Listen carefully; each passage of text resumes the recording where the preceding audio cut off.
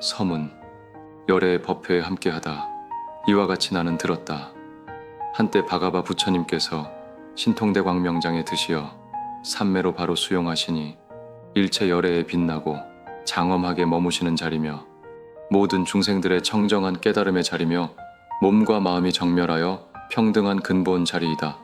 시방에 원만하여 불의를 수순하시며 불의의 경계에서 모든 정토를 낮추시어 대보살 마하살 신만인과 함께 하시었다.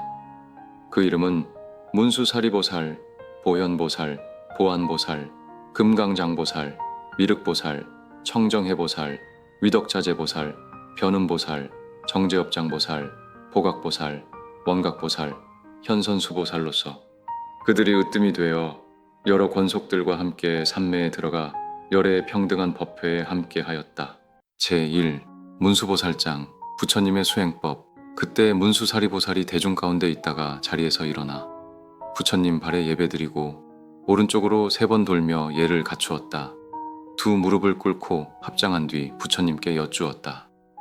대비하신 세존이시여, 원하옵건대 이 법회에 모인 모든 대중을 위하여 열애께서 본래 수행하신 청정한 인지법행을 말씀해 주십시오. 그리고 보살들이 대승의 청정한 마음을 일으켜 모든 병고를 멀리하도록 설해 주시어 미래 말세의 대승을 구하는 중생들이 사견에 빠지지 않도록 인도해 주십시오. 이렇게 3번 간청하며 오체투지하였다. 세종께서 문수사리보살에게 말씀하셨다. 좋다 좋다 선남자여, 그대가 모든 보살들을 위하여 열애의 인지법행을 묻고 또 말세의 대승을 구하는 중생들이 사견에 떨어지지 않도록 바르게 머무를 법을 구하니 이제 자세히 들으라. 내가 마땅히 그대를 위하여 설하리라. 문수보살과 모든 대중은 기쁜 마음으로 조용히 가르침을 들었다. 1. 열애의 본래 수행.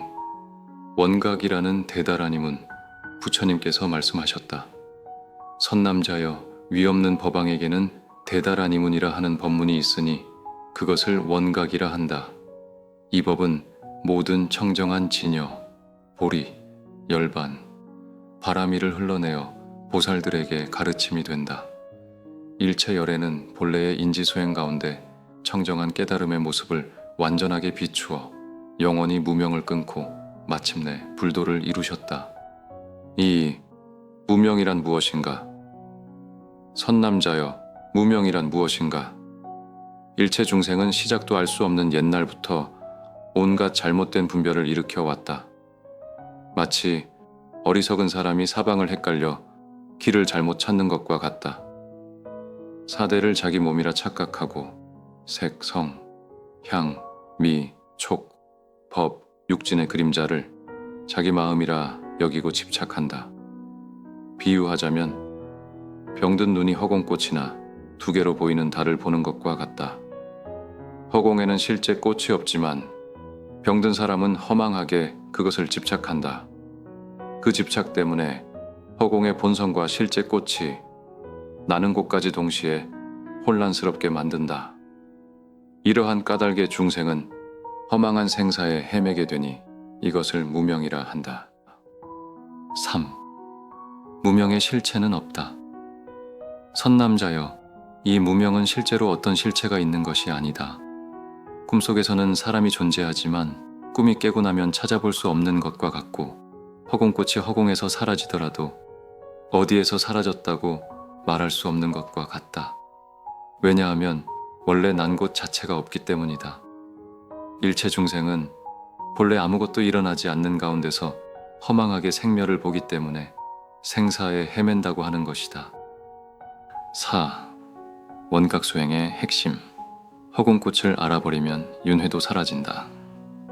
선남자여, 열애가 본래의 인지에서 원각을 닦을 때 이것이 허공꽃과 같은 것임을 알면 윤회가 없게 된다.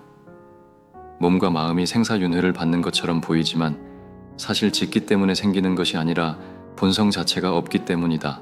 지각하는 마음도 허공과 같고 허공임을 알아차리는 것 또한 허공꽃과 같지만 그렇다고 지각이 전혀 없다고도 할 수는 없다. 있다고도 없다고도 단정하지 않는 가운데 머무는 것을 정각에 수순한다고 한다. 왜냐하면 그것이 허공의 성품과 같고 본래 요동함이 없으며 열애장 안에서는 일어나고 사라짐이 없기 때문이다. 또한 분별할 만한 지견이 없고 법계의 성품이 지극히 원만하여 시방세계에 두루하기 때문이다. 이것이 바로 열애의 인지법 행이다. 이 수행에 따라 보살들은 대승에서 청정한 마음을 일으킨다.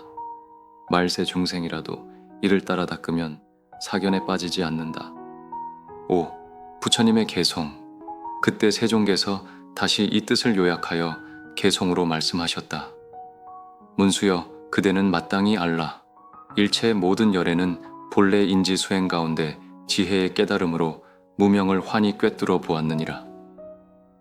그것이 허공꽃과 같은 허망함임을 알아차리면 곧 윤회의 흐름에서 벗어나게 되며 꿈속의 사람이 잠에서 깨어나면 아무것도 얻을 수 없는 것과 같다.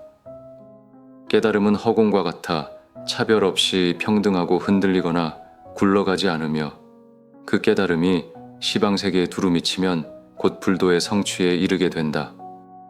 모든 허망한 현상이 사라져도 사라질 자리 또한 없고 도를 이루었다 하여도 얻었다고 할 만한 바가 없다. 이는 본래 성품이 원만하기 때문이다. 보살은 바로 이 이치 가운데서 보리심을 일으키며 말세의 모든 중생 또한 이 가르침을 따라 닦는다면 사견에 빠지지 않게 된다. 제2. 보현보살장 수행의 실제.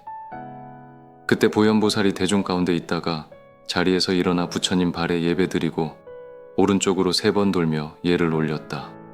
두 무릎을 꿇고 합장한 채 부처님께 여쭈었다.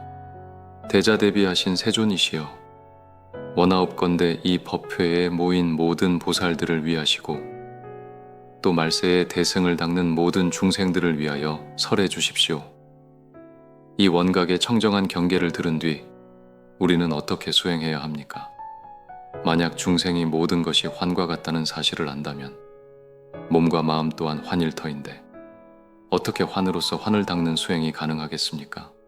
또 만약 모든 환성이 완전히 사라진다면 곧 마음이 없게 될 터인데 그렇다면 누가 수행을 하며 어찌 수행이 환과 같다고 말할 수 있겠습니까? 만약 중생들이 본래 수행하지 않는다면 생사 가운데서 항상 환허에 머물러 환과 같은 경계를 끝내 깨닫지 못할 것이니 이러한 망상심으로 어떻게 해탈에 이를 수 있겠습니까? 원하옵건대 말세의 모든 중생들을 위하여 어떤 방편으로 어떤 차례로 점차 닦아야 중생들이 온갖 환을 영원히 여의게 되는지 분명히 설해 주시옵소서. 보현보살은 이렇게 말씀드리고 몸을 온전히 땅에 대어 절하며 이 청을 3번 거듭 올렸다. 세종께서 보현보살에게 말씀하셨다. 좋다 좋다. 선남자여, 그대는 모든 보살과 말세의 중생들을 위하여 보살이 환과 같은 삼매를 닦아 익히는 방편과 그 수행의 차례를 물었구나.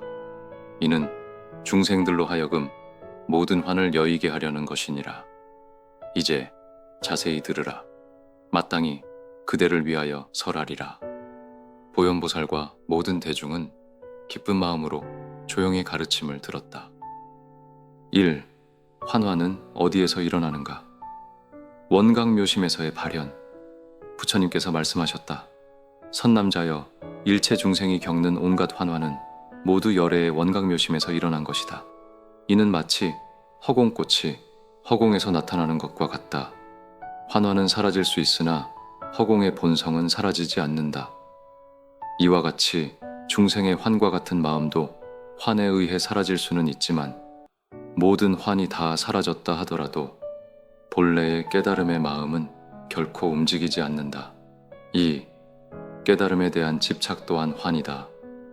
환에 기대어 깨달음을 말하는 것 또한 환이며 깨달음이 있다고 말해도 아직 환을 완전히 여의지 못한 것이고 깨달음이 없다고 말하는 것 또한 마찬가지로 환에 머무는 것이다. 그러므로 환이 멸한 상태를 이름하여 부동이라 한다. 3. 수행의 요체. 여의는 마음마저 여의라. 선남자여, 모든 보살과 말세의 중생들은 마땅히 허망한 환화의 경계를 멀리 여의어야 한다. 그러나 여의고자 하는 마음을 굳게 붙잡으면 그 마음 또한 환이 되므로 이것도 여의어야 하며 이미 여의었다는 생각 역시 환이 되니 이 또한 여의어야 한다. 나아가 여의었다는 생각을 여의었다는 것마저 다시 여의게 되면 더 이상 여길 것이 없게 되며 그때 비로소 모든 환이 완전히 제거된다. 4. 불과 나무의 비유. 환으로 환을 닦는 수행. 비유하자면 나무를 서로 비벼 불을 일으킬 때 불이 붙으면 나무는 다 없어지고 나무가 닿으면 불도 꺼진다. 그 뒤에는 재와 영이마저 모두 사라진다. 환으로서 환을 닦는 수행도 이와 같아서 모든 환이 다 사라지더라도 허무한 단절에 빠지지는 않는다. 5. 수행에는 점차가 없다. 선남자여 환인 줄 알면 곧 여인진 것이니 따로 방편을 만들 필요가 없고 환을 여이는 것이 곧 깨달음이므로 차례나 단계 또한 따로 없다. 모든 보살과 말세의 중생들은 이 가르침에 따라 수행해야 하며 그리하여야 온갖 환을 영원히 여이게 되느니라. 6. 부처님의 개송. 그때 세종께서 이 뜻을 다시 밝히기 위하여 개송으로 말씀하셨다. 보현아, 그대는 마땅히 알라. 일체 중생의 시작 없는 환의 무명은 모두 열애의 원각심에서 비롯되었다. 허공꽃이 허공에 의지해 나타났다가 사라져도 허공은 본래 흔들리지 않듯 환은 원각에서 일어나고 환이 사라지면 깨달음은 원만해진다. 본각의 마음은 결코 요동치지 않기 때문이다. 만일 모든 보살과 말세의 중생이 항상 환을 멀리 여인다면 모든 환은 다 사라지리라. 나무에서 불이 일어나 나무가 닿으면 불도 꺼지듯이 깨달음에는 점차가 없고 방편 또한 그러하다. 제3. 보안보살장. 수행의 방편. 1. 보안보살의 청원. 이때 보안보살이 대중 가운데 있다가 곧 자리에서 일어나 부처님의 발에 예를 올리고 오른쪽으로 3번 돌았다. 그리고 두 무릎을 꿇고 합장한 채 부처님께 말씀드렸다. 대비하신 세존이시여, 원하옵건대 이 법회에 모인 모든 보살들과 말세의 일체 중생들을 위하여 보살이 수행해 나가는 점차를 말씀해 주소서. 보살은 어떻게 생각하며 어떻게 머물러야 합니까? 또 중생들이 아직 깨닫지 못하였을 때에는 어떤 방편을 써야 널리 깨닫게 할 수 있겠습니까? 세존이시여, 만일 중생들에게 바른 방편과 바른 생각이 갖추어져 있지 않다면 부처님께서 삼매에 대해 설하시는 말씀을 듣는다 해도 마음이 혼란하고 어지러워 곧바로 원각에 들어 깨닫지 못할 것입니다. 원하옵건대 자비를 베푸시어 저희들과 말세 중생들을 위하여 방편을 설해 주소서. 이 말씀을 마치고 보안보살은 오체투지하며 이와 같은 청을 3번 거듭 올렸다. 이 부처님의 허락과 설법의 시작. 그때 세종께서 보안보살에게 말씀하셨다. 좋다, 좋다, 선남자여. 그대가 모든 보살들과 말세 중생들을 위하여 열애에 수행하는 점차와 사유와 주지와 갖가지 방편을 묻는구나. 이제 자세히 들으라. 그대를 위하여 설해 주리라.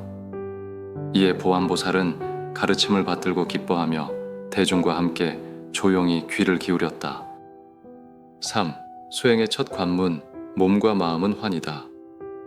선남자여, 새로 배우는 보살과 말세 중생이 열애의 청정한 원각의 마음을 구하고자 한다면 마땅히 바른 생각으로 모든 환을 멀리 여의어야 한다. 먼저 열애의 사마타 행에 의지하여 금계를 굳게 지니고 대중 가운데서든 조용한 방에서든 단정히 앉아 항상 이와 같이 관하라. 지금 이 몸은 4대가 화합하여 이루어진 것이다. 머리카락과 털, 손발톱과 치아, 가죽과 살, 힘줄과 뼈와 골수와 골은 모두 흙으로 돌아가고 침과 콧물, 고름과 피, 잔액과 점액, 가래와 눈물, 전기와 대소변은 모두 물로 돌아가며 따뜻한 기운은 불로 돌아가고 움직이는 작용은 바람으로 돌아간다. 이 4대가 각각 흩어질 때 지금의 이 허망한 몸은 어디에 있겠는가?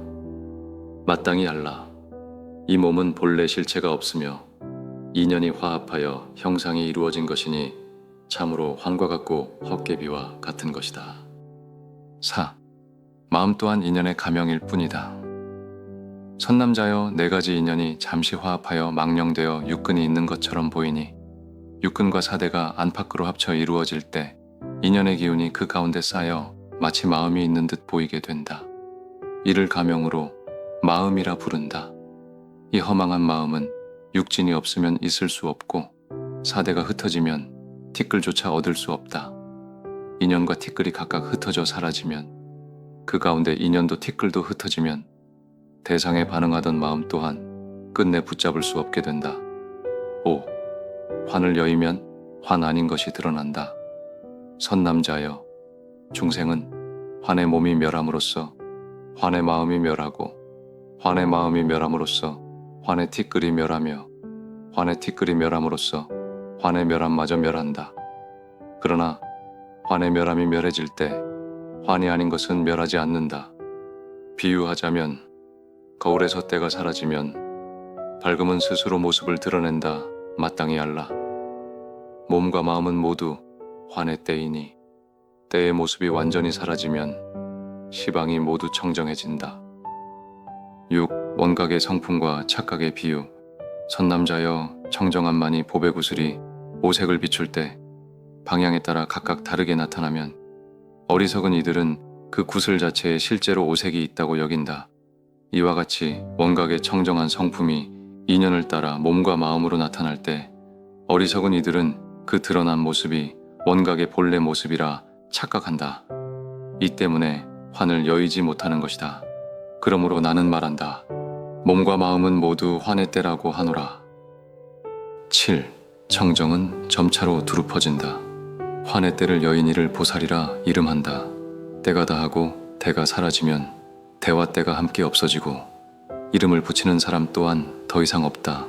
선남자여, 이 보살과 말세의 중생들이 온갖 환을 분명히 알아 그 영상이 사라지면 그때 문득 끝없는 청정을 얻게 된다. 이 끝없는 허공은 깨달음에서 드러난 것이다. 깨달음이 분명하고 밝기 때문에 마음의 청정함이 드러나고 마음이 청정하기 때문에 보는 티끌이 청정해진다. 보는 것이 청정하기 때문에 안근이 청정해지고 안근이 청정하기 때문에 안식이 청정해진다.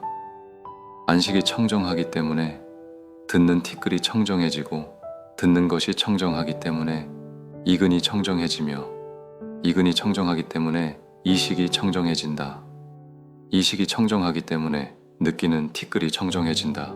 이와 같이 비근, 설근, 신근의 근도 모두 그러하다. 선남자여, 근이 청정하기 때문에 빛이 청정해지고 빛이 청정하기 때문에 소리가 청정해진다. 냄새, 맛, 다흠, 법 또한 모두 그러하다. 선남자여, 육진이 청정하기 때문에 지대가 청정해지고 지대가 청정하기 때문에 수대가 청정해지며 화대와 풍대 또한 모두 청정해진다. 선남자여, 사대가 청정하기 때문에 12처, 18개, 25유가 청정해진다. 그것들이 청정하기 때문에 심력, 사무소외, 사무애지, 불시팔불공법, 37조 도품이 모두 청정해진다. 이와 같이 내지 84,000 다라님은 또한 일체가 청정해진다. 선남자여, 일체 실상의 성품이 청정하기 때문에 한 몸이 청정해지고 한 몸이 청정하기 때문에 여러 몸이 청정해진다. 여러 몸이 청정하기 때문에 이와 같이 내지 시방 중생들의 원각 또한 청정해진다. 선남자여, 한 세계가 청정하기 때문에 여러 세계가 청정해지고 여러 세계가 청정하기 때문에 허공을 다하고 삼세를 두루 감싸 일체가 평등하여 청정하고 요동치지 않는다. 선남자여, 허공이 이와 같이 평등하여 요동치 않으므로 깨달음의 성품 또한 평등하여 요동치 않음을 알라. 사대가 요동치 않으므로 깨달음의 성품 또한 평등하여 요동치 않음을 알라. 이와 같이 84,000 다라니문이 평등하여 요동치 않으므로 깨달음의 성품 또한 평등하여 요동치 않음을 알라. 선남자여, 깨달음의 성품은 두루 원만하여 청정하고 요동치 않으며 그 밝음이 끝이 없다. 그러므로 육근이 법계에 두루 미쳐 있음을 알고 근이 두루 미침으로 육진 또한 법계에 두루 미쳐 있음을 알며 진이 두루 미침으로 사대 또한 법계에 두루 미쳐 있음을 알라. 이와 같이 내지 다라님은 또한 법계에 두루 미쳐 있음을 알라. 선남자여, 이 묘한 깨달음의 성품이 두루 미쳐 있기 때문에 근의 성품과 진의 성품은 무너짐도 없고 섞임도 없다. 근과 진이 무너지지 않기 때문에 이와 같이 내지 다라님은 또한 무너짐도 없고 섞임도 없다. 마치 100, 1000개의 등불이 한 방을 함께 비출 때 그 빛이 두루 퍼지되 서로 무너지지도 않고 섞이지도 않는 것과 같다. 8. 깨달음의 자리에서는 취사도 없고 차별도 없다. 선남자여, 깨달음이 성취되면 보살은 법의 속박을 싫어하지 않고 법의 해탈을 구하지 않으며 생사를 싫어하지 않고 열반을 좋아하지도 않는다. 지계를 지키는 일을 높이지도 않고 계를 범한 일을 미워하지도 않으며 오래 수행한 일을 특별히 귀히 여기지도 않고 처음 배우는 일을 가볍게 여기지도 않는다. 무슨 까닭인가? 일체가 곧 깨달음이기 때문이다. 9. 본래 성불과 꿈의 비유. 비로소 알라. 중생은 본래 성불이며 생사와 열반은 지난밤의 꿈과 같다. 그러므로 마땅히 알라. 생사와 열반에는 일어남도 없고 멸함도 없으며 몸도 없고 감도 없고 어둠도 이름도 없으며 취함도 버림도 없다. 10. 수행의 결론. 선남자여, 보살들은 이와 같이 수행하고 점차로 닦고 사유하며 주지하고 방편을 써서 깨달아야 한다. 이와 같은 법을 구하면 결코 답답하지 않을 것이다. 그때 세종께서 다시 이 뜻을 요약하여 개송으로 말씀하셨다. 보아나, 그대는 마땅히 알아라. 일체 중생의 몸과 마음은 모두 환과 같고 몸은 사대에 속하며 마음은 육진으로 돌아가나니 사대가 각각 흩어지면 무엇이 화합한 자이겠는가. 이와 같이 점차로 닦으면 일체가 청정해져 요동치지 않고 법계에 두루하여 지음도 그침도 맡김도 멸함도 없고 증득하는 사람 또한 없으리라. 모든 부처님 세계는 허공꽃과 같아서 삼세가 평등하고 끝내 오고 가는 자취가 없다. 처음 발심한 보살과 말세의 중생들이 불도에 들고자 한다면 마땅히 이와 같이 닦아 익힐지니라. 제4. 금강장보살장. 미혹의 본질. 그때 금강장보살이 대중 가운데 있다가 자리에서 일어나 부처님 발에 예배드리고 오른쪽으로 3번 돌며 예를 갖추었다. 두 무릎을 꿇고 합장한 뒤 부처님께 여쭈었다. 대비하신 세존이시여, 부처님께서 모든 보살들을 위하여 열의 원각의 청정한 대다라니와 인지의 수행과 점차 닦아가는 방편을 널리 설해 주셨기에 이 법회에 모인 대중은 모두 그 자비로운 가르침을 입어 혼란을 가리던 어둠이 걷히고 사물을 보는 지혜가 한층 또렷해졌습니다. 그러나 세존이시여, 만약 중생이 본래 이미 성불한 존재라면 어찌하여 다시 온갖 무명이 일어납니까? 또 만약 모든 무명이 본래부터 중생에게 있다면 어찌하여 열애께서는 중생이 본래 성불하였다고 말씀하십니까? 만일 시방세계의 중생들이 먼저 불도를 이루고 뒤에 무명을 일으킨 것이라면 일체 열애께서는 어느 때에 다시 모든 번뇌를 일으키게 되겠습니까? 부디 막힘없는 큰 자비를 버리지 마시고 모든 보살들을 위하여 이와 같은 수다라의 깊은 뜻을 설해 주시어 이 법문을 듣는 이들이 영원히 의심을 끊게 하여 주십시오. 이렇게 말하고 오체투지하며 3번 거듭 간청하였다. 그때 세종께서 금강장보살에게 말씀하셨다. 좋다 좋다 선남자여, 그대가 모든 보살들과 말세의 중생들을 위하여 열애의 깊고 비밀스러운 궁극의 방편을 묻는구나. 이 법은 모든 보살의 최상승료의 대승법문으로서 시방세계에서 수행하는 보살들과 말세의 모든 중생들로 하여금 결정된 믿음을 얻게 하고 길이 의심을 끊게 하는 가르침이니라. 이제 자세히 들으라. 내가 마땅히 그대를 위하여 설하리라. 금강장보살과 모든 대중은 기쁜 마음으로 조용히 가르침을 들었다. 1. 윤회의 실상, 끊임없는 분별과 집착의 흐름. 부처님께서 말씀하셨다. 선남자여, 모든 세계에는 시작과 끝, 생겨남과 사라짐, 앞섬과 뒤섬, 있음과 없음, 모임과 흩어짐, 일어남과 멈춤이 찰나마다 이어지며 끊임없이 순환한다. 이러한 변화 속에서 집착하고 버리는 분별이 끊이지 않는 것, 그 자체가 바로 윤회이다. 윤회를 벗어나지 않은 채로 원각을 분별하려 한다면 그 원각 성마저 윤회의 흐름 속에 들어가게 되니 이는 바른 깨달음이 될 수 없다. 이 미혹의 비유, 움직임이 만들어내는 착각. 비유하자면 움직이는 눈이 잔잔한 물을 흔들리는 것처럼 보게 하고 움직이지 않는 눈이 회전하는 불덩이를 따라 도는 것처럼 느끼는 것과 같다. 구름이 지나갈 때 달이 움직이는 것처럼 보이고 배가 움직일 때 언덕이 움직이는 것처럼 느껴지는 것 또한 이와 같다. 선남자여, 모든 것이 끊임없이 움직이고 변하는 가운데 어떤 대상이 먼저 머물러 있었다고 말할 수조차 없는데 하물며 생사에 윤전하는 때 묻은 마음으로 부처님의 원각을 관하면서 어찌 뒤바뀜이 없을 수 있겠는가. 이로 인해 그대들은 다시 세 가지 미혹을 일으키게 되는 것이다. 3. 환의 가림과 허공꽃. 미혹에는 실체가 없다. 선남자여, 비유하자면 눈병으로 인해 허공의 꽃이 보이지만 눈병이 사라지면 그 꽃은 어디로 갔다고 말할 수 없는 것과 같다. 그때 언제 다시 모든 환의 가림이 생기느냐고 묻지 말라. 왜냐하면 환의 가림과 허공꽃은 서로 대립되는 실체가 아니기 때문이다. 또 허공꽃이 사라질 때 허공이 언제 다시 꽃을 피우느냐고 묻지 말라.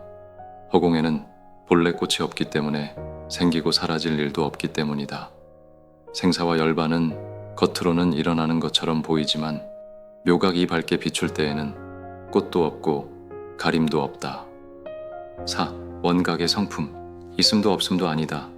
선남자여, 허공은 잠시도 있다고 할 수 없고 또 잠시도 없다고 할 수 없다. 하물며 열애의 원각이 허공의 평등한 성품을 따라 드러나는 것임을 어찌 말로 헤아릴 수 있겠는가. 비유하자면 금광석을 녹일 때 금이 새로 생기는 것이 아니라 본래 금이 드러나는 것과 같다. 한번 순금이 되면 다시는 광석으로 돌아가지 않는다. 아득한 시간이 지나도 금의 성품이 무너지지 않는 것처럼 부처님의 원각도 또한 그러하다. 5. 원각에는 성불과 불성불의 차별이 없다.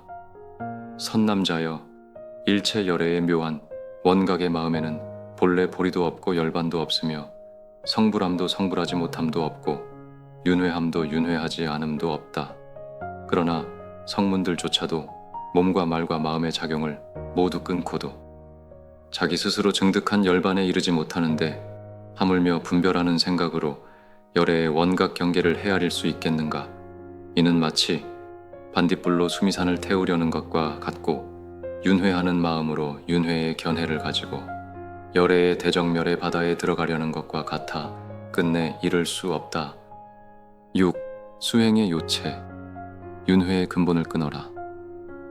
이러한 까닭에 내가 말하기를 일체 보살과 말세 중생은 먼저 시작도 없는 윤회의 근본을 끊으라고 하는 것이다. 선남자여, 무언가를 만들어내려는 생각은 모두 조건에 얽힌 마음에서 생겨난 것이며 감각에 끌려 일어난 착각일 뿐 참된 마음 그 자체는 아니다. 그것은 허공꽃과 같으니 이러한 사유로 부처님의 경계를 분별하려 한다면 허공꽃 위에 다시 허공을 더 얻는 것과 같아 망상만 점점 더해질 뿐이다. 그러므로 허망하고 들뜬 마음으로 기교만 많은 견해를 일으키면 원각의 방편을 성취할 수 없으며 이러한 분별은 바른 물음이 아니다. 7. 부처님의 개송. 그때 세종께서 다시 이 뜻을 요약하여 개송으로 말씀하셨다. 금강장이여, 마땅히 알아라. 열애의 정멸한 성품에는 시작도 끝도 본래 없느니라. 윤회하는 마음으로 헤아리면 곧 뒤바뀌어 윤회의 경계만을 맴돌 뿐 부처님의 바다에는 들지 못하느니라. 금광을 녹일 때 금은 녹아서 생긴 것이 아니며 본래 금이었으되 녹임으로 드러날 뿐이다. 한번 진금이 되면 다시 광석이 되지 않느니라. 생사와 열반, 범부와 모든 부처님 또한 한결같이 공한 꽃과 같으며 사유마저도 환화이거늘 어찌 허망함을 탓하겠는가. 이 마음을 분명히 통달한 뒤에야 비로소 원각을 구할 수 있느니라. 제5. 미륵보살장, 윤회의 본질. 그때 미륵보살이 대중 가운데 있다가 자리에서 일어나 부처님 발에 예배드리고 오른쪽으로 3번 돌며 예를 갖추었다. 무릎을 꿇고 합장한 뒤 부처님께 말씀드렸다. 대비하신 세존이시여, 부처님께서 널리 보살들을 위하여 깊고 비밀한 법의 보고를 여시어 대중으로 하여금 윤회의 실상을 분명히 깨닫고 그릇된 것과 바른 것을 분별하게 하셨습니다. 그로 인해 말세의 모든 중생들에게 두려움 없는 도의 눈을 베푸시고 대열반에 대한 결정된 믿음을 세워주시어 다시는 윤회의 경계를 따라 헤매는 견해를 일으키지 않게 하셨습니다. 세존이시여, 만약 보살들과 말세의 중생들이 열의 크고 고요한 정멸의 바다에 머물고자 한다면 어떻게 윤회의 근본을 끊어야 하며 윤회에는 어떤 종류의 종성이 있으며 부처님의 보리를 닦는 데에는 어떤 차별이 있고 번뇌의 세계로 돌아가 중생을 교화할 때에는 어떠한 방편을 써야 합니까? 부디 세상을 구제하시는 대비를 거두지 마시고 모든 수행하는 보살들과 말세 중생들로 하여금 지혜의 눈을 맑고 깨끗이 하여 마음의 거울을 밝히고 열애의 위없는 지견을 분명히 깨닫게 하여 주옵소서. 이렇게 말하고 오체투지로 3번 간청하였다. 그때 세종께서 미륵보살에게 말씀하셨다. 좋다, 좋다, 선남자여. 그대가 모든 보살들과 말세 중생들을 위하여 열애의 깊고 미묘한 뜻을 물으니 이로써 보살들의 지혜의 눈을 맑히고 말세 중생들로 하여금 윤회를 끊고 실상을 깨달아 무생인을 얻게 하려는 것이다. 이제 자세히 들으라. 내가 마땅히 그대를 위하여 설하리라. 미륵보살과 모든 대중은 기쁜 마음으로 조용히 가르침을 들었다. 1. 윤회의 근본, 애욕. 부처님께서 말씀하셨다. 선남자여, 모든 중생에게 윤회가 있는 까닭은 시작도 알 수 없는 옛날부터 은혜와 탐욕이 있었기 때문이다. 일체 중생의 4가지 생류인 난생, 태생, 습생, 화생은 모두 음욕을 인연으로 하여 생명을 이루니 마땅히 알아라. 윤회의 근본은 바로 애욕이다. 탐욕이 있기에 가래가 일어나고 이로 인해 생사가 끊임없이 이어진다. 탐욕은 가래로부터 생기고 목숨은 탐욕에 의지해 유지된다. 중생이 목숨을 사랑하는 마음은 도리어 탐욕에 뿌리를 두고 있으니 애욕은 원인이요 목숨에 대한 집착은 그 결과이다. 이 애욕에서 업과 생사가 생긴다. 탐욕의 경계를 따라 좋고 싫음이 생긴다. 마음에 맞지 않으면 미워하고 질투하여 갖가지 업을 지어 지옥과 악귀의 세계로 떨어지고 탐욕이 해로움을 알고 선업을 좋아하며 악을 버리면 다시 인간이나 하늘에 태어난다. 또 애욕 자체를 미워하여 버린다는 수행을 즐긴다 하더라도 그 마음 역시 여전히 애욕의 뿌리를 돕는 것이다. 그래서 그 결과로 얻는 것은 조건에 따라 생겨나는 선한 과보일 뿐이며 결국 윤회의 흐름을 벗어나지 못한다. 그러므로 이런 방식으로는 참된 성스러운 깨달음에 이르지 못한다. 그러므로 생사를 벗어나고 윤회를 끊고자 한다면 먼저 탐욕을 끊고 가래를 없애야 한다. 3. 보살의 시연과 자비의 방편. 선남자여, 보살이 세간에 태어나는 것은 애욕이 근본이 되어서가 아니다. 오직 자비로서 중생이 애욕을 버리게 하기 위해 일시적으로 탐욕을 빌려 생사에 들어가는 것이다. 말세의 중생이 능히 모든 탐욕을 버리고 사랑과 미움을 없애 윤회를 끊고 열애의 원각을 힘써 구한다면 청정한 마음에서 문득 깨달음을 얻게 된다. 4. 2가지 장애와 오성. 선남자여, 중생은 탐욕으로 인해 무명을 일으키고 그로 인해 5가지 종성의 차별이 드러난다. 또한 2가지 장애로 인해 깨달음에 깊고 얕음이 갈린다. 2가지 장애란 무엇인가? 하나는 이장으로 바른 지혜를 가리는 것이고 다른 하나는 사장으로 생사를 이어가게 하는 것이다. 이 2 장애를 끊지 못하면 성불하지 못한다. 사장을 끊고도 이장을 끊지 못하면 성문이나 연각의 경지에는 들 수 있으나 보살의 경계에는 머물지 못한다. 말세의 중생이 열애의 대원각에 들어가고자 한다면 먼저 발원하여 이 2 장애를 부지런히 끊어야 한다. 5. 성불의 길과 선지식, 두 장애가 조복되면 보살의 경계에 들어가며 두 장애가 완전히 소멸하면 열애의 미묘한 원각에 들어 보리와 대열반을 원만히 성취한다. 모든 중생은 본래 원각을 증득하지만 선지식을 만나느냐에 따라 도노와 저모의 차별이 생긴다. 바른 스승을 만나면 근기에 크고 작음과 상관없이 모두 불과를 이룬다. 그러나 삿된 견해의 스승을 만나면 바른 깨달음을 얻지 못하니 이를 외도종성이라 하며 이는 스승의 잘못이지 중생의 허물은 아니다. 이것을 중생의 오성차별이라 한다. 6. 대비의 원력과 수행자의 발원. 보살은 대비의 방편으로 세간에 들어가 중생과 함께하며 온갖 모습으로 교화한다. 이는 모두 시작도 끝도 없는 청정한 원력에서 비롯된다. 말세의 중생이 대원각에서 증상심을 일으키려면 보살의 대원을 본받아 이와 같이 발원해야 한다. 원하옵니다. 제가 부처님의 원각에 머물러 바른 선지식을 만나되 외도와 이승은 만나지 않게 하소서. 이 원의 의지에 수행하면 점차 모든 장애가 사라지고 마침내 해탈의 청정한 법궁전에 올라 대원각의 묘한 장엄을 증득하게 된다. 7. 부처님의 개송. 그때 세종께서 이 뜻을 거듭 밝히고자 개송으로 말씀하셨다. 미륵이여, 마땅히 알아라. 일체 중생이 큰 해탈을 얻지 못하는 것은 모두 탐욕으로 인해 생사에 떨어지기 때문이다. 사랑과 미움, 탐진치를 끊으면 성품의 차별에 머물지 않고 모두 불도를 이룬다. 두 가지 장애가 소멸되면 바른 스승을 만나 보리의 길에 수순하고 대열반에 의지하게 된다. 시방의 모든 보살은 대비의 원으로 생사에 들어가지만 지금 수행하는 이와 말세의 중생이 모든 애견을 끊는다면 곧 대원각으로 돌아가리라. 제6. 청정해 보살장, 수행의 계위.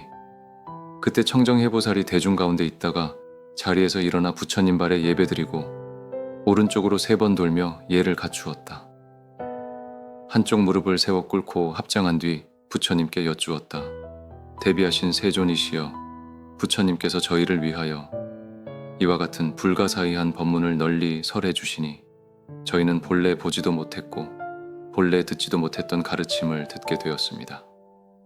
이제 부처님의 간곡한 가르침을 받고 몸과 마음이 한결 태연해졌으며 큰 이익과 안락을 얻었습니다. 원하옵건대 이 법회에 모인 모든 대중을 위하여 법왕의 원만한 각성을 거듭 밝혀주십시오. 일체 중생과 모든 보살 그리고 열의 세종께서 증득하고 얻으신 바는 어떠한 점에서 차별이 있습니까? 또 말세의 중생들이 이 성스러운 가르침을 듣고 차례로 깨닫고 점차 깊이 들어갈 수 있도록 인도해 주십시오. 이렇게 말씀드리고 오체투지로 3번 간청하였다. 1. 원각에는 본래 얻을 것이 없다. 그때 세종께서 청정해보살에게 말씀하셨다. 좋다, 좋다, 선남자여. 그대가 모든 보살과 말세 중생을 위하여 열애에게 수행의 차별과 단계에 대해 묻는구나. 이제 자세히 들으라. 내가 마땅히 그대를 위하여 설하리라. 청정해보살은 기쁜 마음으로 대중과 함께 조용히 가르침을 들었다. 부처님께서 말씀하셨다. 선남자여, 원각의 본래 성품은 어떤 고정된 성이 있는 성이 아니다. 그러므로 모든 모습에 따라 드러나지만 취할 것도 없고 증득할 것도 없다. 이 진실한 자리에서는 보살도 없고 중생도 따로 존재하지 않는다. 왜냐하면 보살과 중생 모두가 환화와 같기 때문이다. 환화가 사라지면 취하는 자도 없고 얻는 자도 없다. 비유하자면 눈은 스스로 자기 눈을 볼 수 없는 것과 같아. 본래 성품은 평등하지만 평등한 어떤 대상이 따로 있는 것은 아니다. 이 차별은 미혹에서 생겨난다. 중생은 미혹과 전도에 빠져 일체의 환화를 완전히 끊어 없애지 못한다. 그래서 없앴다거나 아직 없애지 못했다는 허망한 작용 속에서 차별을 만들어낸다. 그러나 만약 열애의 정멸에 수순하게 되면 참으로 정멸한 것도 없고 정멸한 주체도 없다. 3. 범부의 단계. 청정하다는 생각도 장애가 된다. 선남자여, 일체 중생은 시작도 알 수 없는 옛날부터 망상의 나와 그 나를 사랑하는 마음 때문에 스스로 생각 속에서 생멸을 보게 되었고, 그 결과 미움과 사랑을 일으켜 오욕에 집착하게 되었다. 그러다 선지식을 만나 청정한 원각의 성품을 가르침받아 생멸을 밝히게 되면 비로소 이 삶의 본성이 본래 고통임을 알게 된다. 그러나 또 어떤 이는 고통이 끊어지고 법계가 청정해졌다고 느끼는 순간 청정하다는 그 견해 자체가 다시 장애가 되어 원각에 자유롭지 못하게 된다. 이것을 범부가 원각의 성품에 수순하는 단계라 한다. 보살의 단계. 깨달음에 머무는 것도 장애가 된다. 선남자여, 일체 보살은 견해가 장애가 됨을 끊었으나 여전히 깨달음을 의식하며 머무는 탓에 깨달음에 집착하는 장애가 남아 자제하지 못한다. 이것을 보살이 아직 지혜들지 못한 단계에서 원각의 성품에 수순하는 것이라 한다. 선남자여, 비춤이 있다고 여기고 깨달음이 있다고 여기는 것, 이 모두가 장애이다. 지혜든 보살, 장애와 제거하는 자가 함께 사라진다. 그러므로 보살은 깨달음에 머물지 않으며 비추는 것과 비추는 주체가 함께 정멸한다. 비유하자면 어떤 사람이 스스로 자신의 머리를 자를 때 머리가 이미 잘렸다면 자르는 사람도 더 이상 존재하지 않는 것과 같다. 이처럼 장애가 되는 마음으로 모든 장애를 제거하되 장애가 사라지면 장애를 제거하는 자도 함께 사라진다. 경전의 가르침은 달을 가리키는 손가락과 같아서 이미 달을 보았다면 손가락이 달이 아님을 분명히 알게 된다. 열애가 언어로 보살들을 이끄는 것도 이와 같다. 이것을 이미 지혜 들어간 보살이 원각의 성품에 수순하는 것이라 한다. 6. 열애의 경지. 모든 차별이 곧 원각이다. 선남자여, 일체의 장애가 곧 구경각이며 얻었다는 생각과 잃었다는 생각이 모두 해탈이 아닌 것이 없다. 성립된 법과 파괴된 법이 모두 열반이며 지혜와 어리석음이 함께 반야가 되고 보살과 외도가 이룬 법이 하나의 보리이며 무명과 진여가 서로 다른 경계가 아니다. 개, 정, 해와 탐, 진, 치 또한 함께 범행이며 중생과 국토가 같은 법성이며 지옥과 천상 또한 모두 정토이다. 성품이 있다고 여기는 이도 성품이 없다고 여기는 이도 모두 불도를 이루며 일체 번뇌가 결국은 해탈이다. 법계의 바다와 같은 지혜로 모든 상을 비추어 통달함이 허공과 같으니 이것을 열애가 원각에 수순하는 경지라 한다. 7. 말세 중생을 위한 핵심 실천. 선남자여, 모든 보살과 말세 중생은 항상 다음과 같이 해야 한다. 망념을 일부러 일으키지도 말고 망심을 없애려 애쓰지도 말며 망상 경계에 머물러 알려고 하지도 말고 아무것도 붙잡을 것이 없음 속에서 참됨과 거짓을 가르려 하지도 말라. 중생이 이 법문을 듣고 믿고 이해하여 받아진이 돼 두려움을 내지 않는다면 이것이 곧 원각의 성품의 수순함이다. 8. 이러한 중생의 공덕. 이러한 중생은 이미 백천만억 항아사 부처님과 대보살께 공양하며 한량없는 공덕의 뿌리를 심은 이들이다. 부처님께서는 이들을 일컬어 일체종지를 성취한 자라 하신다. 9. 부처님의 개송. 그때 세종께서 이 뜻을 거듭 밝히고자 개송으로 말씀하셨다. 청정해여 마땅히 알라. 원만한 보리의 성품에는 취할 것도 없고 증득할 것도 없으며 보살도 중생도 따로 없도다. 다만 깨닫고 깨닫지 못함에 따라 점차의 차별이 드러날 뿐이니 중생은 견해가 장애가 되고 보살은 깨달음에 머무르며 지혜든 이는 일체상에 머물지 않고 영원히 정멸하며 대각은 본래 원만하여 이름하여 두루 수순함이라 한다. 말세 중생이 마음에 허망함을 내지 않는다면 부처님께서 현세의 보살이라 하시며 항아사 부처님께 공양한 공덕이 이미 원만하다고 하셨느니라. 방편은 비록 많으나 모두 수순하는 지혜라 이름하느니라. 제7. 위덕자재보살장. 세 가지 관행법. 그때 위덕자재보살이 대중 가운데 있다가 자리에서 일어나 부처님 발에 예배드리고 오른쪽으로 3번 돌며 예를 갖추었다. 두 무릎을 꿇고 합장한 뒤 부처님께 여쭈었다. 대비하신 세존이시여, 세존께서 널리 저희를 위하여 원각의 성품에 수순하는 길을 분별하여 설해 주시어 보살들로 하여금 마음의 본래 광명을 깨닫게 하셨습니다. 저희는 부처님의 원만한 음성을 듣고 애써 닦지 않고도 큰 이익을 얻었습니다. 세존이시여, 비유하자면 큰 성의 사방으로 4개의 문이 있어 사람들이 들어오는 길이 한 가지가 아닌 것처럼 보살들이 불국토를 장엄하고 보리를 이루는 길 또한 한 가지 방편만 있는 것은 아닐 것입니다. 원하옵건대 세종께서 널리 저희를 위하여 모든 방편과 그 점차를 말씀해 주시고 수행하는 이들이 모두 몇 부류가 되는지를 설해 주십시오. 이 법회에 모인 보살들과 말세에 대승을 구하는 중생들로 하여금 속히 깨달음을 얻어 열애의 크고 고요한 정멸의 바다에 논일게 하소서.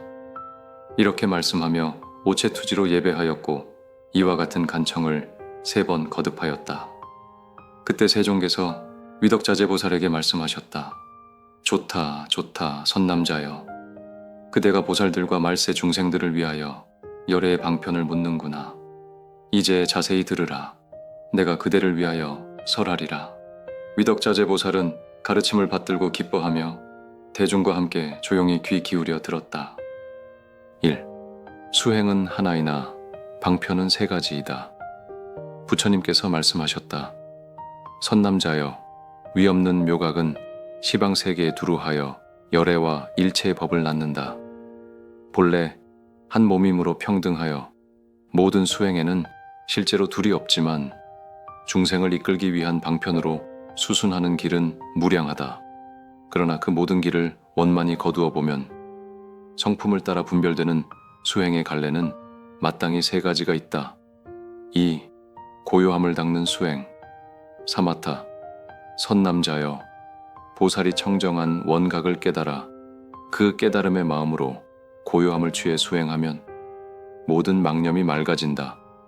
이로 인해 그동안 마음이 쉴 새 없이 흔들리고 분주했음을 분명히 알아차리게 되고 자연스럽게 고요한 지혜가 일어나 몸과 마음에 쌓여있던 잠시 머물다간 번뇌와 혼탁함이 완전히 사라지게 된다. 그 결과 안으로는 자연스러운 적정과 몸과 마음이 유연하여 가볍고 편안함이 생겨난다. 이 적정함 가운데 시방세계 모든 열애의 마음이 마치 거울 속에 비친 영상처럼 나타난다. 이러한 수행 방편을 사마타라 한다. 3. 환을 관하여 닦는 수행. 삼마발제. 선남자여, 보살이 청정한 원각을 깨달아 심성과 육근, 육진이 모두 환화로 인한 것임을 분명히 지각하면 곧 환을 일으켜 환을 제거하고 환을 변화시켜 중생을 깨우친다. 환을 관하는 이 수행으로 인해 안으로는 대비의 경안이 자연히 일어난다. 모든 보살은 이로부터 수행을 시작하여 차츰차츰 증진해 간다. 환인 것을 관찰하지만 그 관찰마저도 환과 같지 않으며 환과 같지 않다고 여기는 생각조차 또한 환이기 때문에 마침내 환의 모습에서 완전히 벗어나게 된다. 이 보살의 원만한 수행은 마치 흙이 싹을 길러내는 것과 같으니 이 방편을 삼마발제라 한다. 4. 집착을 떠난 수행. 선나. 선남자여, 보살이 청정한 원각을 깨달아 환화와 고요함, 그 어떤 모습에도 집착하지 않으면 몸과 마음 모두가 걸림이 되는 대상임을 분명히 알게 된다. 이때 지각 없는 밝음은 어떠한 장애에도 의지하지 않으므로 장애와 장애 없음의 경계를 모두 초월한다. 몸과 세계가 티끌 같은 세상 속에 있으되 마치 그릇 안의 쇠북 소리가 밖으로 자유롭게 울려나가는 것처럼 번뇌와 열반이 서로 걸리지 않는다. 이로써 안으로 정멸의 경안이 일어난다. 묘각이 수순하는 이 정멸의 경계는 나와 남의 몸과 마음으로는 미칠 수 없으며 중생과 수명이라는 개념 또한 모두 들뜬 분별일 뿐이다. 이 방편을 선나라 한다. 5. 3가지 수행은 모두 원각에 수순하는 길이다. 선남자여, 이 세 가지 법문은 모두 원각을 친근히 따르고 수순하는 수행이다. 시방의 모든 열애는 이 세 가지 수행을 의지하여 성불하였고, 시방의 모든 보살들이 사용하는 각고 다른 방편들 또한 모두 이 세 가지 수행에 근거한다. 만일 이 세 가지를 원만히 증득하면 곧 원각을 이룬다. 가령 어떤 사람이 거룩한 돌을 닦아 백천만억의 아라한과와 벽지부를 교화하여 성취시킨다 해도 이 원각의 무해한 법문을 듣고 찰나 사이에 수순하여 닦은 공덕에는 미치지 못한다. 6. 부처님의 개송. 그때 세종께서 다시 이 뜻을 요약하여 개송으로 말씀하셨다. 위덕이여, 그대는 마땅히 알라. 위없는 대각의 마음은 본래 두 모습이 없으나 중생을 이끄는 방편에 따라 그 수가 무량하니 열애가 이를 모두 열어 보이면 문득 세 가지가 드러난다.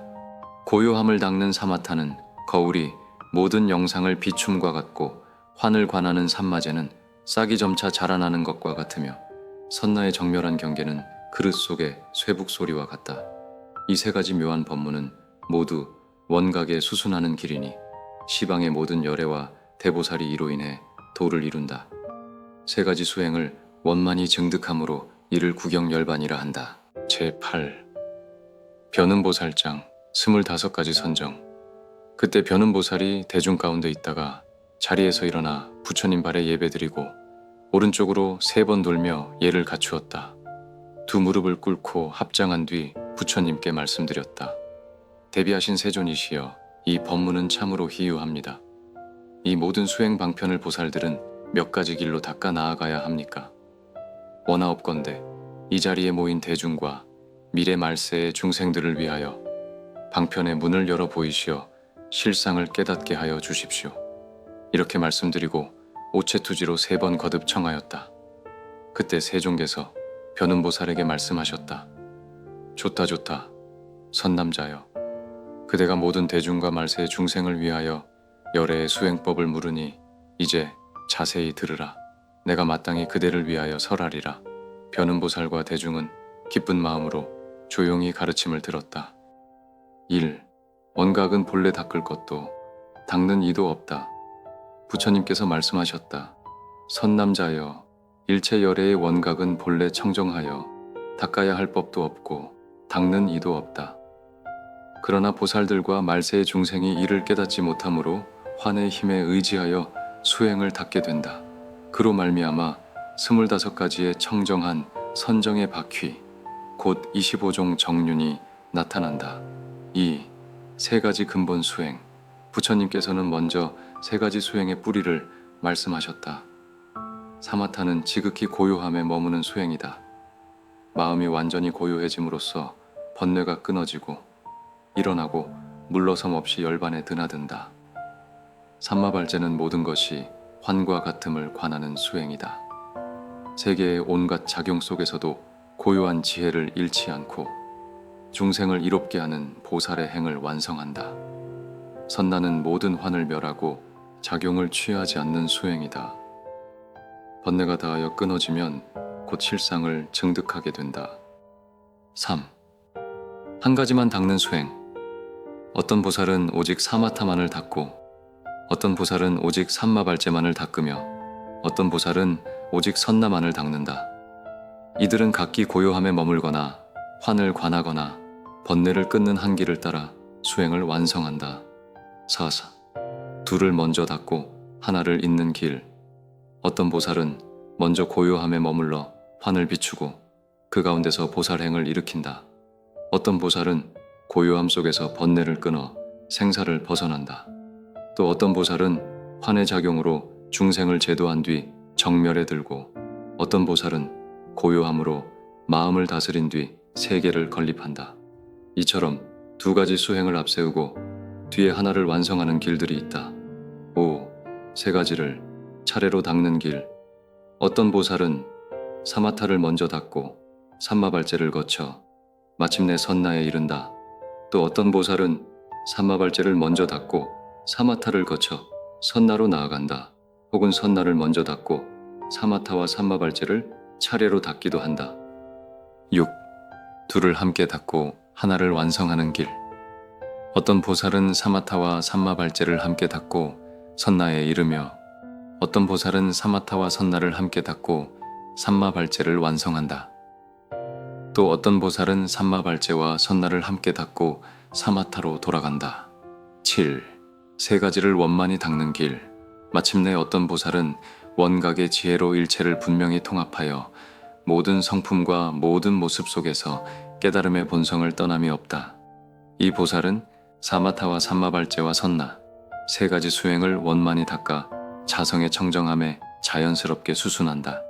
8. 25가지 선정의 바퀴.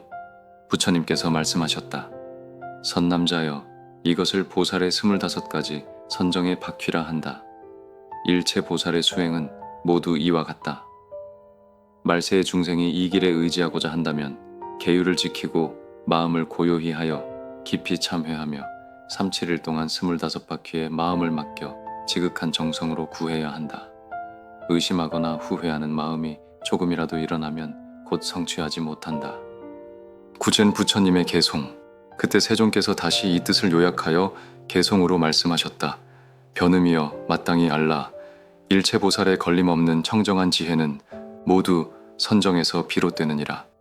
사마타와 삼마발제와 선나 이 세 가지 법을 동과 점으로 닦아 25길이 열리느니라. 시방의 모든 열애와 삼세의 수행자들이 이 법으로 말미암아 보리를 이루지 않음이 없느니라. 오직 갑자기 깨닫고도 법에 수순하지 않는 자만이 이 길에서 멀어질 뿐이다. 모든 보살과 말세 중생이 항상 이 바퀴를 지니고 부지런히 수순하여 닦는다면 부처님의 대비하신 힘으로 머지않아 열반을 증득하리라. 제9. 정제업장보살장. 4가지 상을 제하는 법.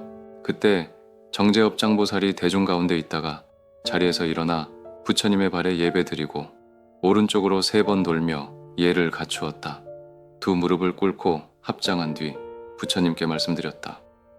대비하신 세존이시여, 세존께서 저희들을 위하여 이와 같이 불가사의한 열애의 인지, 수행의 모습을 넓고 자세히 말씀해 주시어 대중으로 하여금 이제껏 듣지 못했던 법을 얻게 하셨습니다. 마치 열애께서 항사겁을 지나도록 닦아오신 일체의 공용을 한 생각 안에서 모두 보게 된 것과 같으니 저희 보살들은 깊이 기뻐하지 않을 수 없습니다.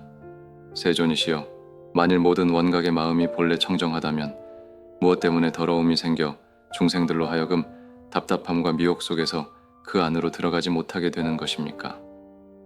원하옵건대 열애께서 널리 저희들을 위하여 법성을 열어 깨닫게 하시어 이 대중과 말세 중생들로 하여금 앞날을 비추는 바른 안목을 세우게 하소서. 이렇게 말씀드리고 오체투지로 3번 거듭 청하였다. 그때 세종께서 정제업장보살에게 말씀하셨다. 좋다, 좋다, 선남자여. 그대가 모든 대중과 말세 중생을 위하여 열애에게 이러한 방편을 물으니 이제 자세히 들으라. 내가 마땅히 그대를 위하여 설하리라. 정제업장보살은 가르침을 받들어 기뻐하며 모든 대중과 함께 조용히 가르침을 들었다. 1. 4가지 상의 근본. 부처님께서 말씀하셨다. 선남자여, 일체 중생은 시작도 알 수 없는 옛날부터 망상으로 아상, 인상, 중생상, 수자상이 있다고 집착하여 4가지 뒤바뀐 생각을 참된 나의 본체로 삼아왔다. 이로 인해 곧 사랑과 미움이라는 두 경계가 생겨나고 이미 허망한 것 위에 다시 허망한 집착이 더해진다. 이 2가지 허망이 서로 기대어 작용하면서 허망한 업의 흐름이 만들어진다.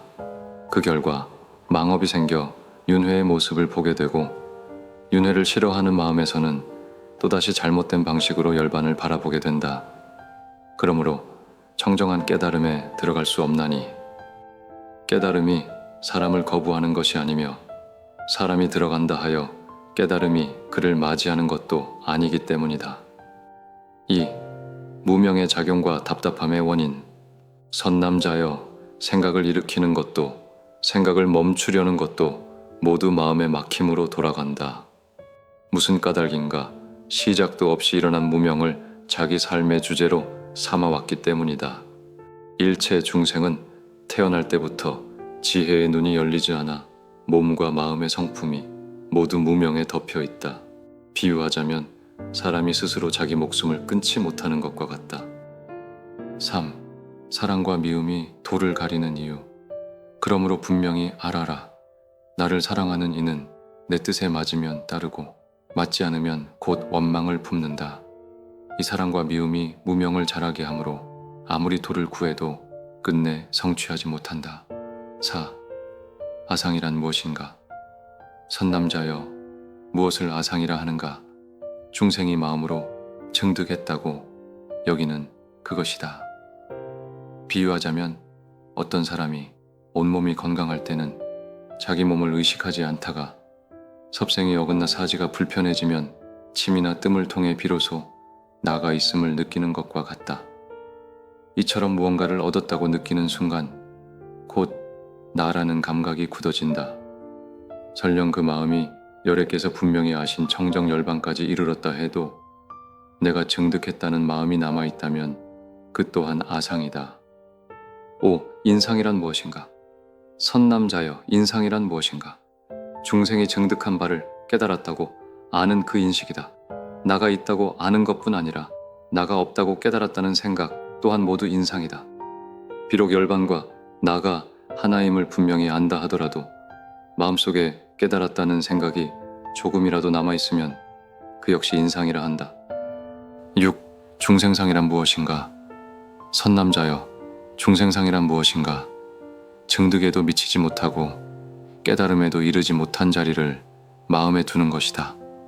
비유하자면 어떤 사람이 나는 중생이다 라고 말할 때 그 말 속에는 나도 없고 남도 없다. 그러나 아상과 인상이 미치지 못한 자리를 내가 분명히 깨달았다고 붙들면 그것이 곧 중생상이다. 7. 수자상이란 무엇인가?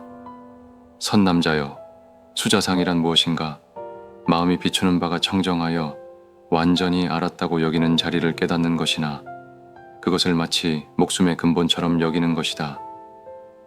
마음으로 모든 깨달음을 비추어 보는 것조차 아직 티끌을 벗어나지 못한 것이다. 끓는 물로 얼음을 녹일 때 얼음이 따로 있었다고 말할 수 없는 것처럼 나를 두고 나를 깨닫는 것 또한 그러하다.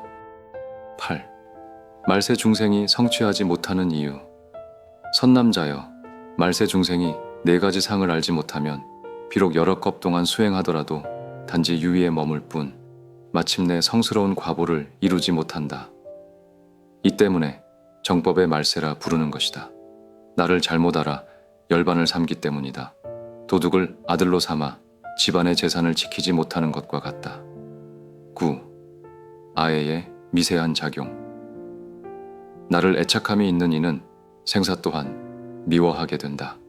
그러나 사랑하는 것이 곧 생사임을 알지 못하기 때문에 따로 생사를 미워하는 것이다. 이 때문에 해탈하지 못한다. 작은 증득으로 스스로 청정하다고 여기는 것, 칭찬을 들으면 기뻐하고 비방을 들으면 성내는 것, 이 모두 아상이 깊이 숨어 끊어지지 않았기 때문이다. 10. 올바른 수행의 방향. 아상이 제거되지 않으면 청정한 깨달음에 들 수 없다. 만일 나가 공하다는 것을 분명히 알면 헐뜯을 자도 없고 설법하는 나 또한 남지 않는다. 말세 중생은 병을 법이라 여기니 아무리 정진해도 병만 더한다. 그러므로 열의 행적과 견해를 흉내내어 자기 수행으로 삼아서는 안 된다. 다만 부지런히 정진하여 번뇌를 항복시키고 탐냄, 성냄, 애착, 교만과 아첨, 왜곡, 질투가 경계를 만나도 일어나지 않게 할 때 점차로 성취하게 된다. 11. 선지식과 수행자의 태도. 선지식을 구하면 사견에 떨어지지 않는다. 그러나 구하는 가운데 다시 사랑과 미움을 일으키면 청정한 깨달음에 들지 못한다. 12. 부처님의 개송. 그때 세종께서 다시 이 뜻을 요약하여 개송으로 말씀하셨다. 정제여봐, 마땅히 알라. 일체 중생은 나를 애착함에 집착하여 시작도 없이 허망하게 윤회한다. 4가지 상을 제거하지 못하면 보리를 이룰 수 없다. 사랑과 미움이 마음에서 일어나고 아첨과 왜곡이 생각 속에 있으니 답답함이 깊어 깨달음의 성에 들어가지 못한다. 탐, 진, 치를 버리고 법에 대한 사랑마저 내려놓으면 점차로 성취하리라. 나의 몸조차 본래 없거늘 사랑과 미움이 어디서 생기겠는가. 선지식을 구하되 따로 생각을 내지 말라. 그러하지 않으면 끝내 성취하지 못하리라. 제10 보각보살장. 네 가지 병을 여의는 법. 그때 보각보살이 대중 가운데 있다가 곧 자리에서 일어나 부처님 발에 예배드리고 오른쪽으로 3번 돌며 예를 갖추었다. 두 무릎을 꿇고 합장한 뒤 부처님께 말씀드렸다. 대비하신 세존이시여, 세존께서 선병을 분명히 설해 주시어 대중들로 하여금 일찍이 없던 깨달음을 얻게 하셨고 그로 인해 마음과 뜻이 시원히 풀려 큰 이익과 안락을 얻었습니다. 그러나 세존이시여, 말세에 이르러 중생들은 부처님과 점점 멀어지고 현인과 성인은 숨어들며 삿된 법은 더욱 성행할 것입니다. 이러한 때에 중생들은 어떤 사람을 의지해야 하며 어떤 법에 기대어야 하고 어떤 행을 닦아야 하며 어떤 병을 버려야 하고 어떻게 발심해야 이 많은 눈먼 중생들이 사견에 떨어지지 않겠습니까? 이렇게 말씀드리고 오체투지로 3번 거듭 간청하였다. 그때 세종께서 보각보살에게 말씀하셨다. 좋다, 좋다, 선남자여. 그대들이 열애에게 이와 같은 수행을 물어 말세의 모든 중생에게 두려움 없는 도의 눈을 열어주고자 하니 이제 자세히 들으라. 내가 마땅히 그대를 위하여 설하리라. 보각보살과 모든 대중은 기쁜 마음으로 조용히 가르침을 들었다. 1. 말세 중생이 의지해야 할 선지식. 부처님께서 말씀하셨다.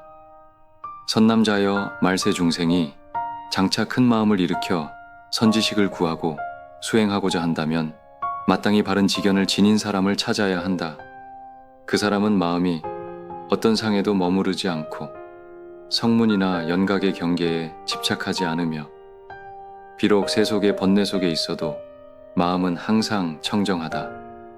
또 허물이 드러나 보이더라도 청정한 행을 찬탄하여 중생들이 계율이 아닌 길로 빠지지 않게 인도해야 한다. 이와 같은 사람을 의지하면 곧 안욕따라 삼맥삼보리 위없는 바른 깨달음을 성취하게 된다. 말세 중생이 이러한 사람을 만나거든 마땅히 공양하되 몸과 목숨을 아끼지 말아야 한다. 2. 선지식을 대하는 올바른 태도.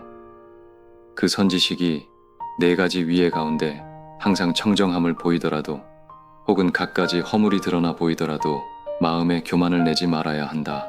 하물며 재물이나 가족, 자신에게 얽힌 사적인 이해관계의 문제라면 굳이 말할 것도 없을 것이다. 만일 수행자가 그 선우를 향해 조금도 나쁜 마음을 내지 않는다면 마침내 궁극에 바른 깨달음을 이루어 마음의 빛이 밝아져 시방세계를 비추게 될 것이다. 3. 원각 수행에서 반드시 버려야 할 4가지 병. 선남자여, 그 선지식이 증득한 묘한 법은 반드시 4가지 병을 여의어야 한다. 첫째는 작병이다. 어떤 사람이 나는 본래 마음 위에 여러 수행을 쌓아 원각을 얻겠다고 말한다면 원각의 성품은 지어서 얻는 것이 아니므로 이것을 병이라 한다. 둘째는 인병이다. 어떤 사람이 나는 생사도 끊지 않고 열반도 구하지 않으며 모든 법의 흐름에 맡겨 자연히 원각을 구하겠다고 말한다면 원각의 성품은 맡김으로 이루어지는 것이 아니므로 이 또한 병이다. 셋째는 지병이다. 어떤 사람이 나는 모든 망념을 완전히 멈추어 고요하고 평등한 경계에 들어가 원각을 얻겠다고 말한다면 원각의 성품은 멈춤으로 얻어지는 것이 아니므로 이것도 병이다. 넷째는 멸병이다. 어떤 사람이 나는 일체 번뇌를 끊어 몸과 마음을 완전히 공하게 하여 영원한 정멸로 원각을 구하겠다고 말한다면 원각의 성품은 고요한 모습으로 머무는 것이 아니므로 이 또한 병이다. 이 4가지 병을 여의는 이를 청정하다고 하느니 이와 같이 관하는 것이 정관이며 그와 다른 것은 사관이다. 4. 말세 수행자의 태도와 원각에 드는 길. 선남자여, 말세에 수행하고자 하는 이는 목숨이 다할 때까지 착한 벗에게 공양하고 선지식을 섬겨야 한다. 선지식이 가까이 할 때에는 교만을 내려놓고 멀어질 때에는 분노와 원한을 놓아 모든 순경과 역경을 허공처럼 받아들여야 한다. 몸과 마음이 끝내 평등함을 알아 중생과 더불어 한결같음을 분명히 알 때 비로소 원각에 들어가게 된다. 5. 사랑과 미움이 해탈을 막는다. 선남자여, 말세 중생이 도를 이루지 못하는 까닭은 시작도 알 수 없는 옛날부터 나와 남을 가르는 사랑과 미움의 씨앗이 있기 때문이다. 만일 원수를 보기를 자기 부모처럼 하여 마음에 둘이 없게 되면 곧 모든 병이 사라진다.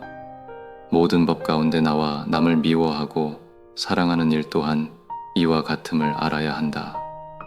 6. 원각을 구하는 발심의 말. 선남자여, 말세 중생이 원각을 구하고자 한다면 마땅히 이렇게 발심하여 말하라. 온 허공의 모든 중생을 내가 다 원각에 들게 하되 원각 가운데 깨달음을 취하는 자가 없게 하여 나와 남의 모든 상을 완전히 없애겠습니다. 이와 같이 발심하면 결코 사견에 떨어지지 않는다.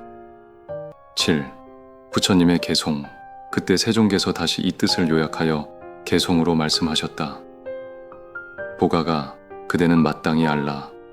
말세의 모든 중생이 선지식을 구하고자 할 때에는 바른 깨달음을 구하되 마음에서 이승을 멀리할지니라.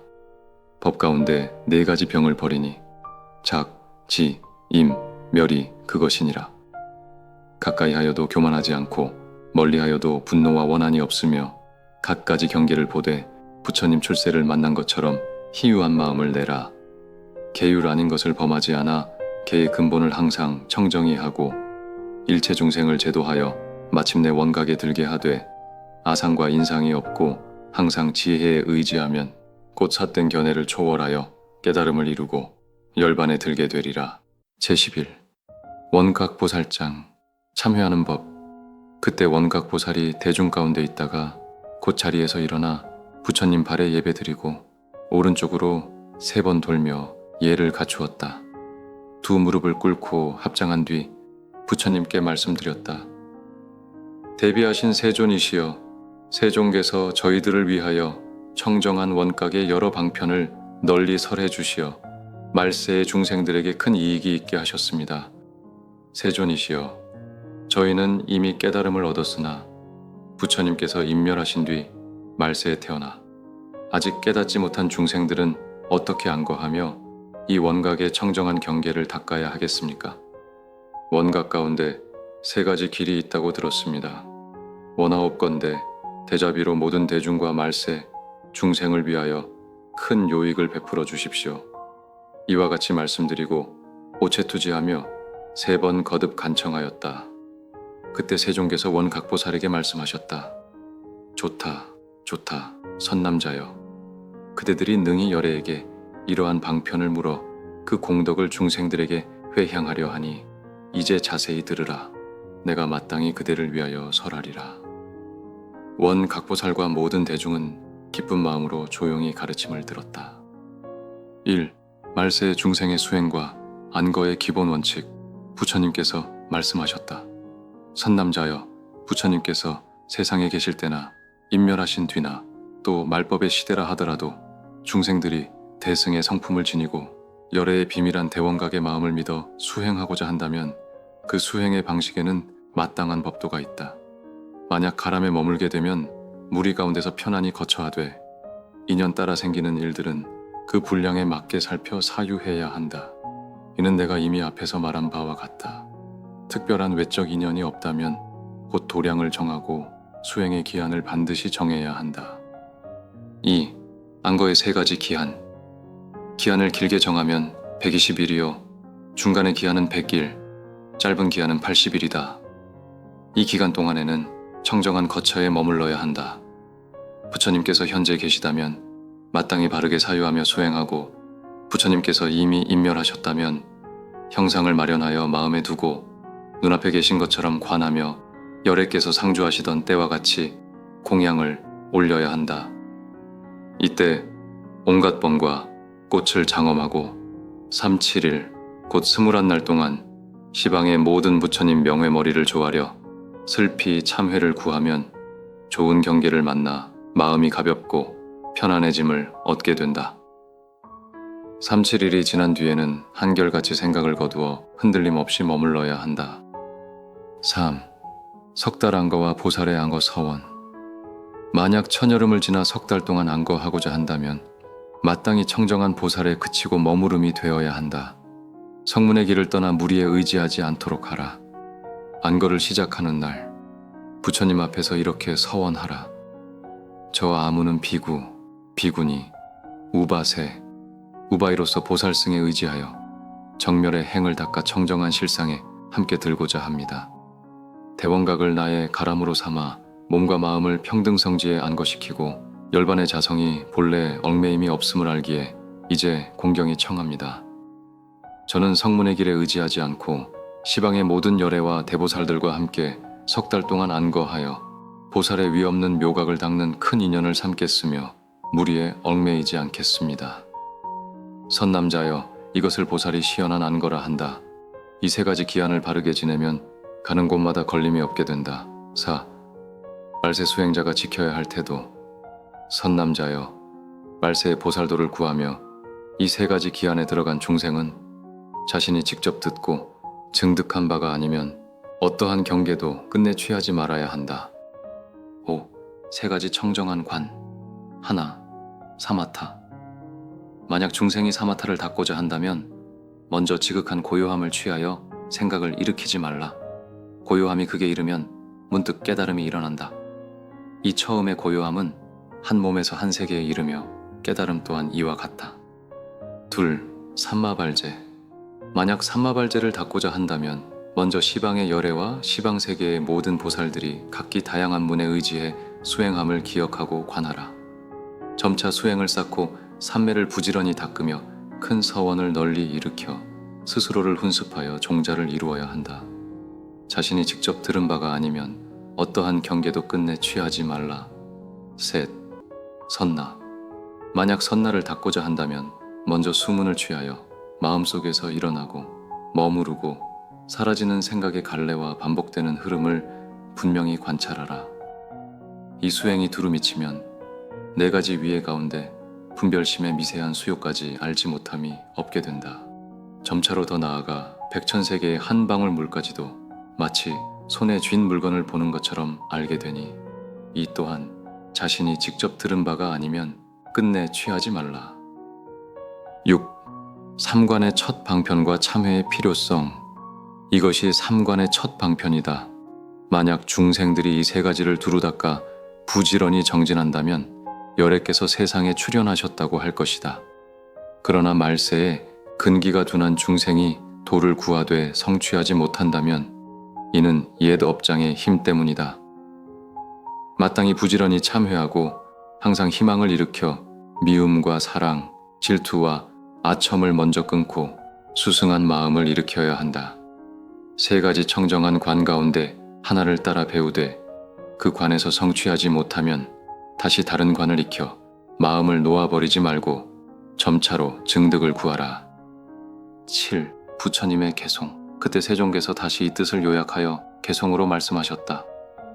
원가가 그대는 마땅히 알라. 일체 중생이 위없는 도를 행하고자 하면 먼저 세 가지 기한을 맺어 시작도 알 수 없는 업을 참회해야 하느니라. 3, 7일을 지낸 뒤 바르게 사유하되 스스로 들은 바가 아닌 경계는 끝내 취하지 말지니라.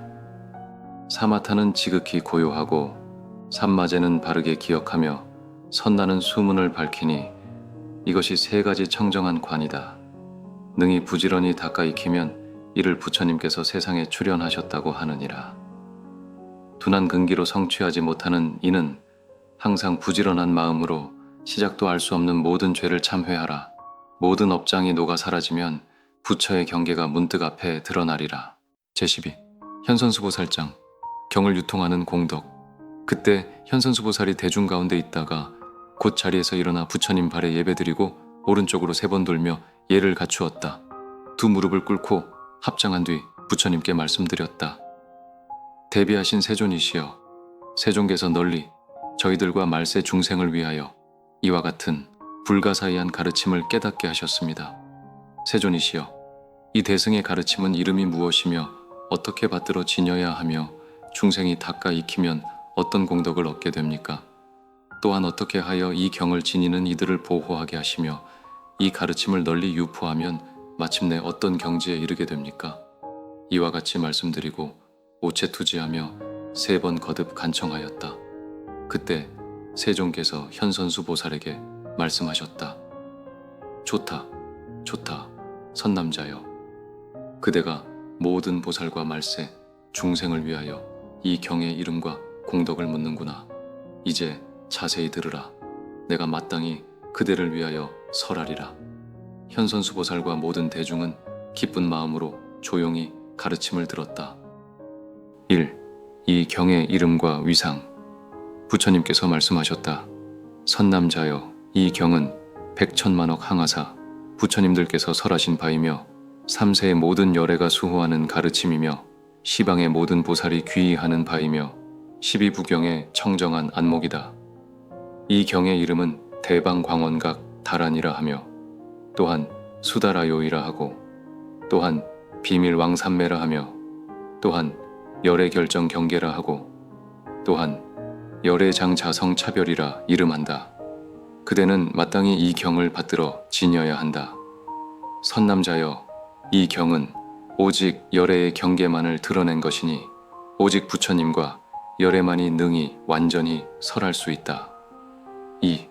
이 경을 의지한 수행의 결과. 만일 모든 보살과 말세 중생이 이 경에 의지하여 수행한다면 점차로 증진하여 마침내 부처의 경지에 이르게 된다.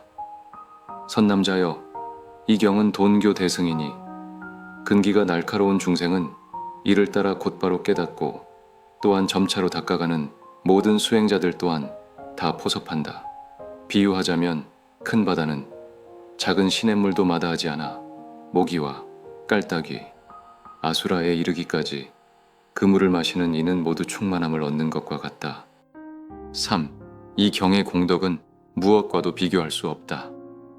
선남자여, 가령 어떤 사람이 칠보로 3천대 천세계를 가득 채워 보시하더라도 이 경의 이름을 듣고 한 구절의 뜻을 듣는 공덕만 못하다. 또 가령 어떤 사람이 백천항하사의 중생을 교화하여 모두 아라한과를 얻게 하더라도 이 경을 설하여 반개송의 뜻을 분별하는 공덕만 못하다. 4. 이 경을 들을 인연의 깊이. 선남자여, 만일 어떤 사람이 이 경의 이름을 듣고 신심이 흔들리지 않고 의혹이 없다면 마땅히 알라. 이 사람은 한 부처님이나 두 부처님께만 복과 지혜를 심은 것이 아니라 이와 같이 내지 항하사 일체 부처님 처소에 모든 선근을 심었기 때문에 이 경의 가르침을 들을 수 있었던 것이다. 5. 경을 지니는 이를 보호하라는 당부. 그러므로 그대 선남자는 마땅히 말세에 이 수행자를 보호하여 악마와 외도들이 그 몸과 마음을 괴롭혀 퇴전하게 하지 않도록 해야 한다. 6. 금강과 천왕들의 수호서원. 그때 대중 가운데 화수금강, 최쇠금강, 니람파금강 등 8만 금강과 그 권속들이 곧 자리에서 일어나 부처님 발에 예배드리고 오른쪽으로 3번 돌며 말씀드렸다. 세존이시여, 만일 말세 중생 가운데 이 결정적인 대승의 가르침을 지니는 이가 있다면 저희는 마땅히 눈동자를 보호하듯 그를 수호하겠습니다.